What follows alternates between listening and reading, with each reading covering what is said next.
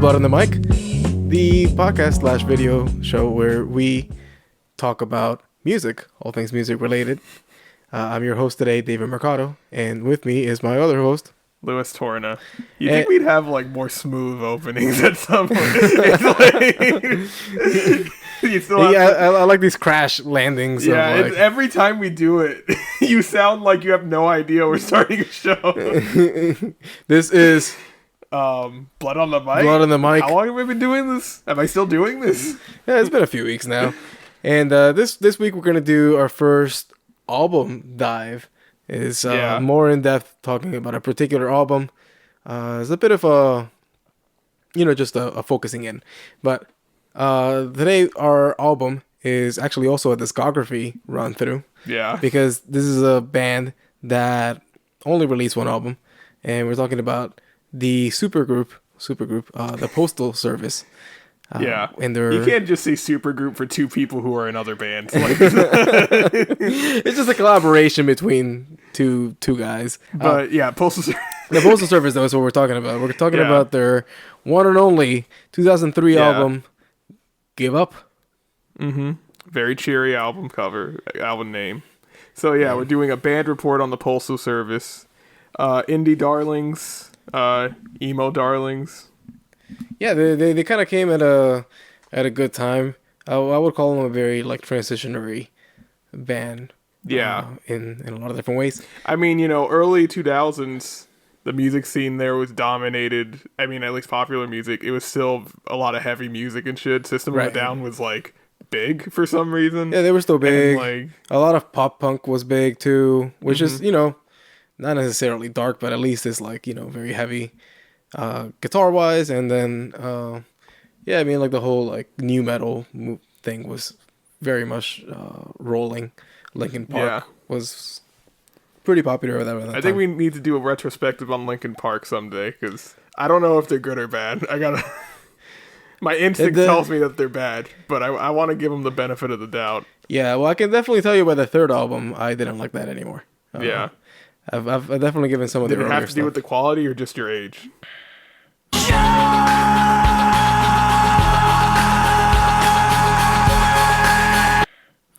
I want to say both. Okay. Yeah, but today the Postal Service, the band we're talking about, we said it's really composed of two people, and this is where they really come together.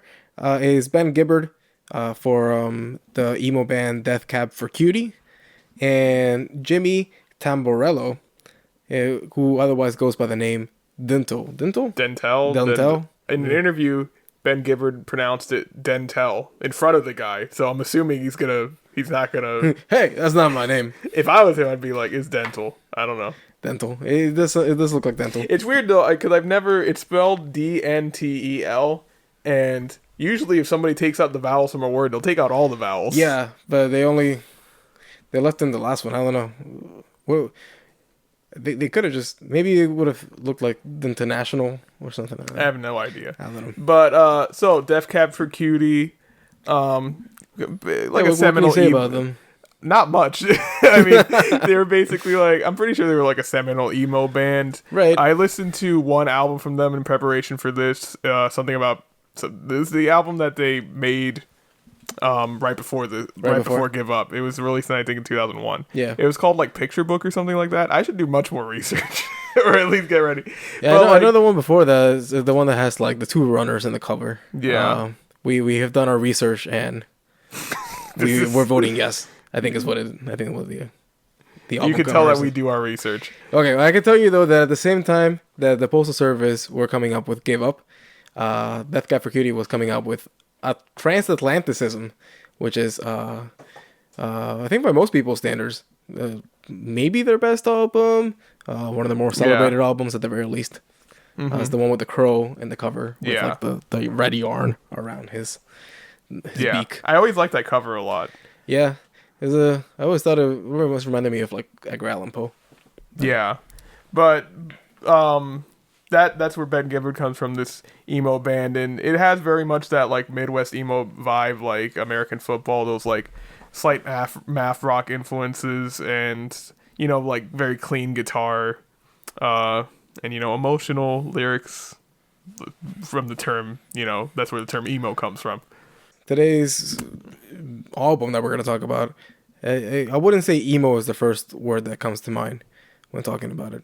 Even though there's a lot of emo reference like influences into it, Yeah, especially in the vocals. I mean, it doesn't sound like emo, like pure emo, but Right. like that's one of the bigger influences I think on the album. It has a very emo vibe. Yeah, I mean it does have like and definitely a lot of emo kids liked it a lot back in the Yeah, day. Um, I mean the way I would call this album is more like indie-tronic. I think is the phrase that yeah. people use. It's And just this kind of like created that right. because I mean that's what they're fusing because they have that indie emo element from Ben Gibbard from Def Cat for Cutie, and then you have Jimmy Tamborello, who was Dentel, and I also listened to his album Life of Possibilities, I think it was called, before, and it was very electronic, kind of atmospheric, glitchy kind of stuff. It kind of sounds like this, but like Give Up, Yeah. but like more experimental version of it. Okay. And it's not trying to go for the pop appeal that this had. Yeah, just the more electronic side of things. Yeah. And it's kind of interesting how these two guys came together. I mean, at the time there were a few electronic collaborations. Like you could say, for instance, Bjork was one of those people who Yeah, was doing a lot of definitely. electronic stuff. But Also, I guess you could kind of say like trip hop is a thing. Like yeah, trip hop was a big thing. what's their name? Portishead. Yeah, Portishead. But a bunch of other people through the late '90s. But Portishead was Is a huge. that was the big one. Yeah. There's definitely a lot more of this working around. I always like to tell people, oh, Madonna has she's a champion of electronic music.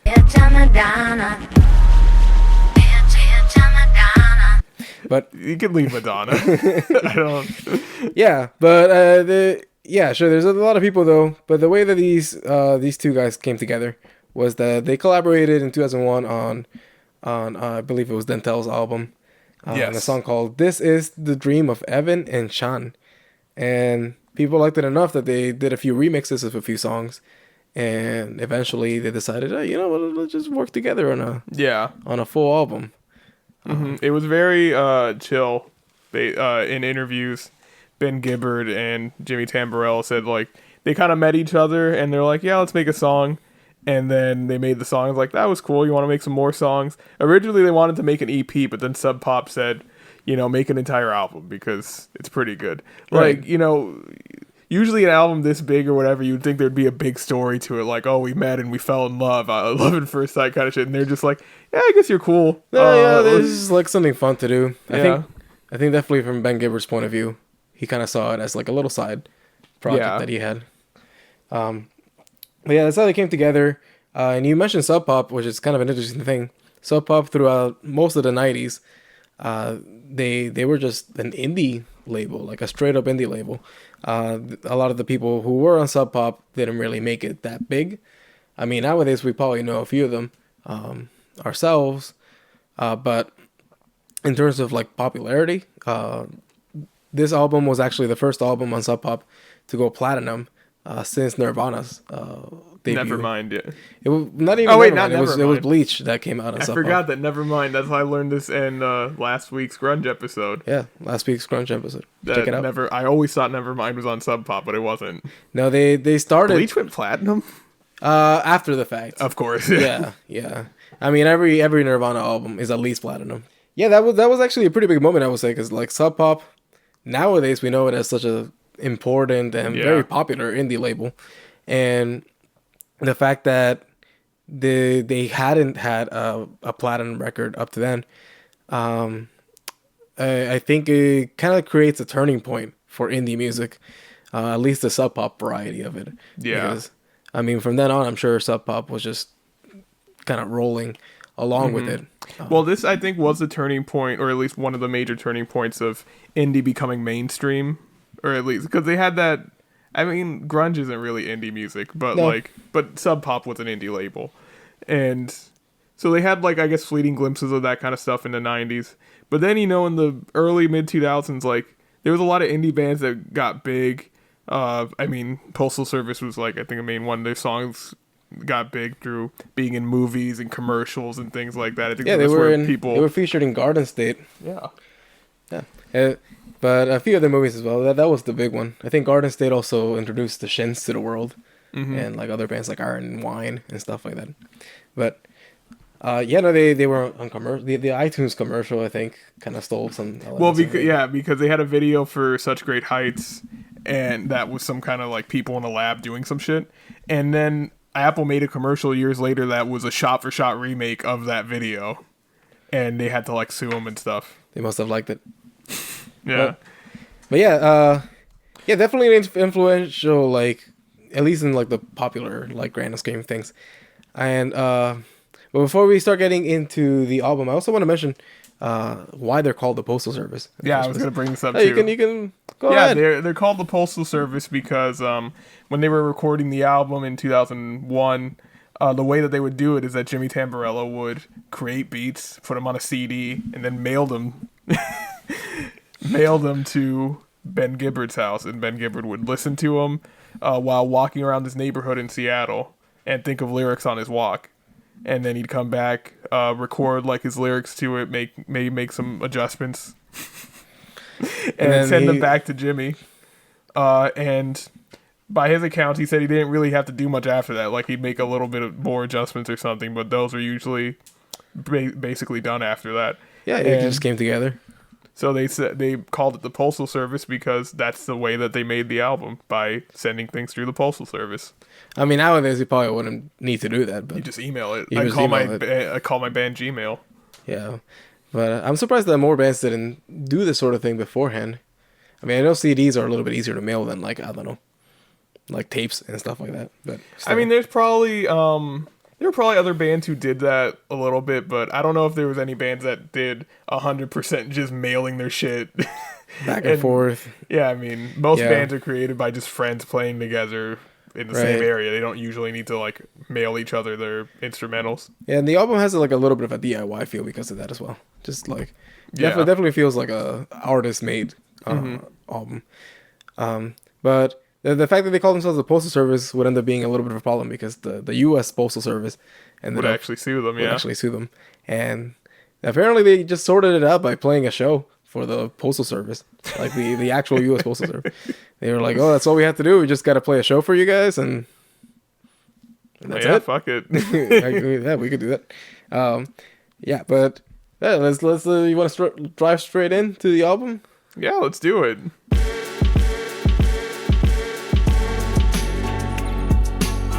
What'd you think of the album?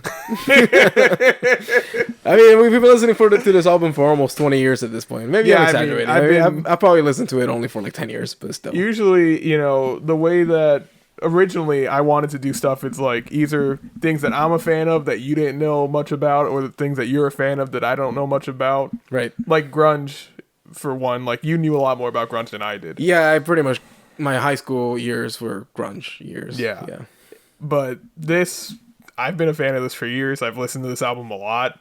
So it wasn't really like researching any, like, I knew these songs like the back of my hand at this point. It's like rekindling your love for. Yeah.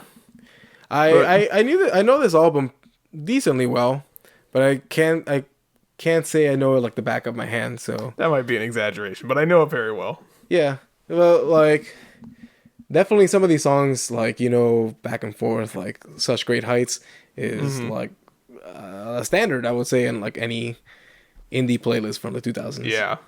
Well, I'd go as far as to say this is a classic. It's like a modern classic at this point. Yeah. This is really like, this is like a touchstone album for indie. So, I mean, it kind of created the genre indie-tronica, which I hate that name, but whatever. Yeah, whatever. Yeah. Like IDM, intelligent dance music. It's just the, I like more electronic tinges of indie music. I would say it's still more directly tied to indie than it is to electronic music. It's way more. It's like an indie band, but like electronic. I don't know how to. It's like an indie band playing electronic instruments. I mean, nowadays this is not such a strange concept, but back then, I guess it kind of was. I don't know. A lot of, especially throughout the 90s, most bands pretty much rejected electronic instrumentation. Maybe towards the end, a few of them added a few. Like I know Smashing Pumpkins had a few electronic elements in them. But this was kind of I think because I know also at the time they had the post punk revival thing going on with like the Strokes, TV on the radio.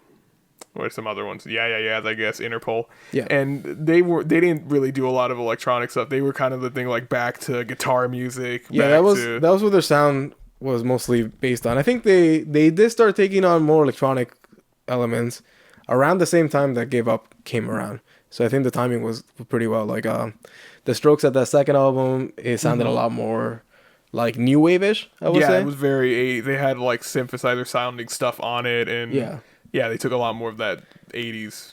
And I would say this album has a little bit of that like synth pop, new wave aspect to it. Definitely. Yeah. Which one are your favorite songs on this album though? I love We Will Become Silhouettes. I love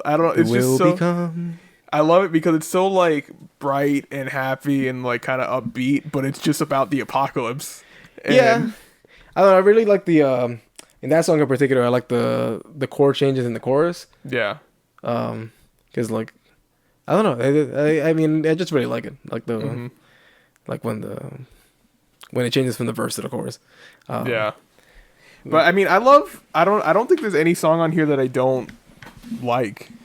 I mean, I'm sure you like some more than others. Like I'm not too big on like This Place Is a Prison, for instance. I love that one because it's just so dark. It's the darkest moment on the album. It is a little bit darker, but to me it feels like very bare bones, almost like. Yeah, and that's what I like about it is that because you have this out because I think of everything kind of like in terms of the album. Yeah, and you know, in this album that's filled with like a lot of like poppy elements and things like that and more poppy songs, they have this really dark moment near the end where it's just really down and it's just kind of Ben Gibbard singing slightly and almost a whisper and then these kind of small instrumentation, and it has this like the main like I guess riff you would say is this weird like kind of glitchy distorted thing in the background. I'm not even sure what it is, some kind of manipulated sample. Yeah, and it has a bit of that. And then halfway through these like hard drums kick in. I love those drums. Like halfway through, I love that song. Yeah, I don't know. It kind of reminds me of a lot of those songs from, dare I say, Radiohead. That like I'm not very into either. You hate post Kid A Radiohead. I just don't appreciate them like quite as much as like a lot of other people do. I still like a lot of the songs in that time period, but yeah. And, the songs that I really like, besides Such Great Heights, I really like Brand New Colony. I like the synth riff a lot. Yeah, in my notes, I wrote that was a drum and bass emo song. Drum and bass emo song. Because the drums on that is really like kind of like drum and bass, like fast, like you know that drum and bass like sound. A lot of these things kind of sound like Aphex Twin to me. Because it has a lot of the same kind of like drum sounds and drum patterns that he uses, but it approaches them like the actual music on top of it in more of an indie. Yeah, I almost get this feeling that like Ben Gibbard was not familiar too much in with that world, and so he was just like, oh, these are cool sounds. Let me see what songs I can write on top of there, and so like he like created something that did not sound too similar to because the thing is this album also has a lot of like. It has a lot of like guitars and stuff in them, like indie guitars, like emo guitars. Right. Like The District Sleeps Tonight has like a guitar bridge in it, like guitars that sound very emo. Yeah. And also Such Great Heights does as well. There's a bunch of songs on here that has like kind of emo indie guitars on top of it. I do get what you're saying. Yeah, I wasn't focusing too much on the guitars. Focusing a lot more on like the drum loops. Yeah. And the vocals as well, because I like the combination of like the cold controlled drum beats with like the more like tender vocals that are laid on top. It's just like a nice balance in between, you know, kind of like mechanical but also like super emotional as well. And I like the fact that it's not always like one drum loop all the way through for your song. Like the drum loops themselves will vary according to Yeah. like how the song is And developing. there's like the drums are really actually really interesting on this album because there are parts that he does these like skipping drum, like I guess riffs or whatever, stripping, and it kind of sounds glitchy and stuff. And it's like a moment where the drums like speed up too much and then they have to slow down again to the tempo of the song. I don't know how to describe it. Right. Yeah. No, I get what you're saying. It's not like strict. It Yeah. kind of like wavers in and out. Another song I really liked was Nothing Better, which is like the duet of the album. Yeah, that's definitely the duet. It's really dancey. It had like a dancey rhythm to it. I read online that they like got inspired by is it Simple Minds? No, it's by the song "Don't You Want Me." You know the song. That makes sense actually. Yeah, not so much the chorus, but like the verse aspect of that, because that one's also like a back and forth between like a man and a woman. Mm-hmm.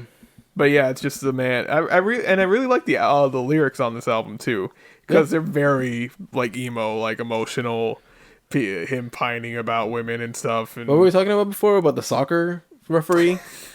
he said, "I'll block you like a goalie tending the net in the third quarter of a tied game rivalry." And I'm like, that's like that sounds illegal. Like, let her go. She's not consenting to this. Yeah, she should be able to leave if she wants, but Yeah. you know, but maybe it's verbally him like saying stuff. Yeah, to, like, I keep mean, her around. it's the shit that it's like the same thing that happened with like Weezer's Pinkerton, where it's like these are thoughts that you have or whatever, Right. and like as a man, you get weird thoughts about women that you shouldn't tell people about. Yeah, and So- thoughts that you shouldn't maybe act on either. like, That you wouldn't act on. I mean, most men that aren't fucking insane, Right. wouldn't act on them. But like, you might get these thoughts, and you know, Yeah, it just- and if you're an artist, that what do you write about? You Right. know. I mean, that's the sort of thing that you can write about.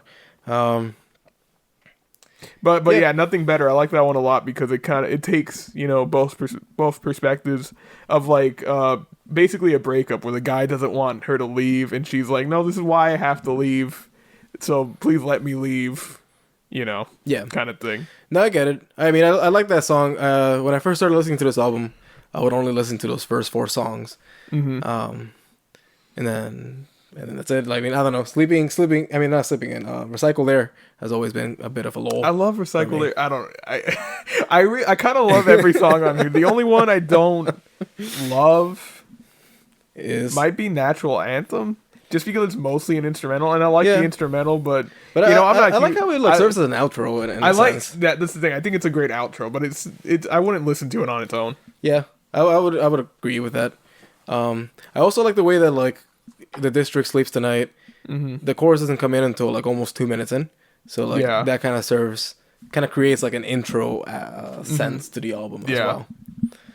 Yeah. And District Sleeps Tonight is a great intro as well. It kind of like sets the mood of what this kind of is. It kind of introduces all the elements, like the emo elements of basically his vocals and his lyrics. And yeah, I wanted to talk about his lyrics because they're very like the standard emo shit about, oh, my heart's broken, all this stuff or whatever. But he writes in like a really vivid way. He like really paints a picture about what is making him so emotional in a sense. Right.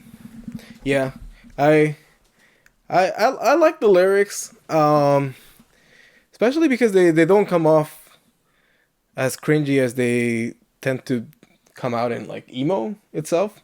Yeah. At least the emo that would come out around that same time. Because he's approaching, like, it has the same emotions and like the same intention as those things, but I think he's just a better writer. Like he knows how to phrase it in a more artistic way, in a more interesting way. Yeah. No, I agree. Yeah, do you have any other thoughts about the album itself? I mean, no, I think it's a great album. I don't think there's no song on here that I don't like. I really kind of like every song on here. Yeah, I like most of the songs for sure. But I think there's just 2 songs that I mentioned, Recycle There and This Place Is a Prison. I just thought they were. Yeah, that was the only reason. Like, coming into this, I was like, I'm just gonna say how much I love this album because I don't hate. There's nothing on this I don't like. It's a very solid album. Definitely a recommend. From, Yeah, and it's on only my 10 part. songs. I love short albums. Right. But if you do want more songs from this album, unfortunately, a second album never came around, even despite like rumors flying around. I think both of these guys never thought of this as like a real project. I don't know, like they always prefer to work on their independent Yeah. ventures rather than this side project that they had going on. And I think they feel that like everybody else loved it a lot more than they did. That would be like infuriating as like an artist. This is my most respected album, and Like it's not even what I the really thing cared that everybody loves the most, I'm just like, that shit's all right. It's okay. But have you heard Transatlanticism? It's like, that's good too, I guess. Yeah. No, but like, they did actually come out with a 10th anniversary version of this album. It included some of the B-sides, which included, what were the B-sides? There's Never Enough Time, which I thought was kind of good. It had like it was half instrumental, and like I don't know, I enjoyed it. But there were other ones like Be Still My Heart, which immediately brought like ideas of Phil Collins to my mind. That's kind of like the way that Phil Collins would like refer to songs, Be Still My Heart. And they actually did cover Phil Collins as well. They did a cover of Against All Odds for a movie or something. Yeah, they also did a cover of the Flaming Lips, Suddenly Everything Has Changed. And also a cover of John Lennon's what is this, Grow Old With Me. And those were all released roughly around the time that this album came out. They did create 2 new songs for their 10th anniversary release. Turn Around and Tattered Line of String. Yeah. What did you think about those 2 songs? I mean, I can't delve too deep into them because I only listened to them a couple of times, but Right. but I like them, and you can tell that it's like a different time, I guess. Yeah. It doesn't sound like the rest of the album. It has a slightly Right. different sound. They both sound different. I wasn't too big a fan of Turn Around. It sounded a lot like what was already popular by that point. Yeah. And not necessarily in like a great way. But I did like Tattered Line of String. I thought the rhythm on that one was pretty interesting. Yeah. And that one was the one that they released as a single from that 10th anniversary release. But yeah, those are some of the songs that were on there. Besides like some of the people that we mentioned earlier, who else do you think inspired them? Who inspired them or who was inspired by them? First, who inspired them? Like anybody else? I don't know, because I mean, I think they just inspired each other because it's just kind of 2 worlds meeting. It was that electronic world meeting with that emo indie world. Yeah. And they each had their separate influences before that, obviously. Yeah, Because they had their own different bands. I'm wondering how much like Daft Punk's Discovery, When did that come out? 2001, so just a couple years. I don't think it had anything to do. I don't don't think think it that did? had any inspiration. Because that one was like electronic music, but like with a lot of the 80s synth pop element to it. Yeah, but it also, I mean, it focused on the more dancey stuff, and Right. like That this- they did, but like Just focus on the more, I guess the not dancey stuff of synth pop and new wave kind of things. yeah, this was a lot more like close to the heart kind of album. Like, who do you think it inspired? Just other people. I don't Other know. people. There's a few people that I listen to that I can definitely like. You tell. listen to like, you listen to a lot more indie stuff than I do, Right. Like especially So, like like- stuff inspired by this. but I mean, you can kind of say that like the Killers and another Yeah. band like the Bravery has some inspiration in this. They Mm-hmm. came out like literally like the next year. Yeah. And then later on, like especially Hot Chip, I think like Hot Chip sounds a lot like these guys. Just the whole slew of other bands that would come after this to incorporate electronics. I think it just really opened up the playing field for indie music to have electronic instrumentation in it. Yeah, no, definitely. Just even today, indie music is not the same at all. I mean, Yeah. pretty much everything has a lot of electronic instrumentation. Well, because to it. everything's being made on computers. So, Right, but still, I don't know. and yeah, you can make an entire album on a computer without putting any electronic influences in it. Like Tame Impala, that's all made by one guy, Yeah. Kevin Parker, and he just does it on Ableton, which is just on a computer. Right. And he might have some synthesizer and shit like that, but it's not really like electronic music. Right. No, I get what you're saying. But like, I don't know. It definitely like changed the direction of like where indie was heading. Yeah. Bands like MGMT would ultimately have a lot more electronic instrumentations, and I heard a little bit of that in this music as well. Mm-hmm. But yeah, I would say those are mostly my thoughts on this album. Pretty solid album.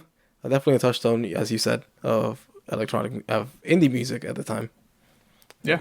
Anything else you'd like to say about that album? It's really good. Listen to it. Really good. Really good. Yeah. Well, that pretty much wraps up our little album breakdown of the Postal Service's Give Up. Band report. The band report, too. On the Postal Service. Postal Service. All right. You can check out any of our other videos / podcast episodes as well. On our channel. Hit that like button. Hit that subscribe button. Smash that subscribe.